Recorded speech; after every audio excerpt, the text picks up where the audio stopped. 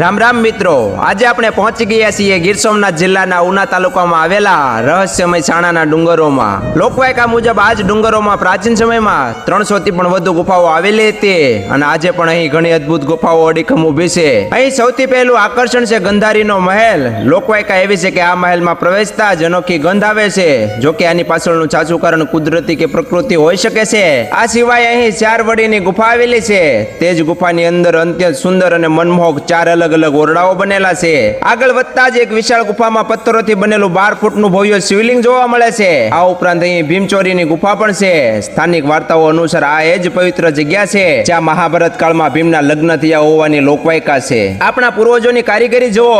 આ ગુફાઓમાં 15 થી પણ વધારે એવી ટાંકીઓ છે જે આખા પથ્થરોને કાપીને પાણી સંગ્રહ કરવા માટે બનાવવામાં આવી હતી. જે વ્યવસ્થા આજે પણ જોઈ શકાય છે. હવે આવી ગયા છીએ આ ડુંગરની સૌથી વિશાળ ગુફા એટલે કે હાથી ગુફા પાસે, જેને હાથી ખાનું પણ કહેવામાં આવે છે. આ ગુફા એટલી બધી વિશાળ છે કે આની અંદર 7 થી 8 મોટી બસો આરામથી પાર્ક થઈ શકે છે.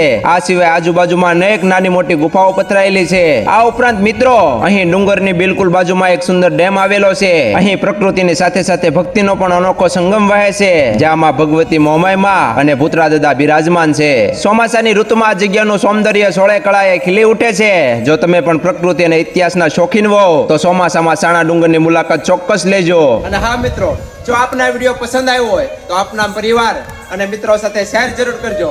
તો ત્યાં સુધી બધાને હર હર મહાદેવ.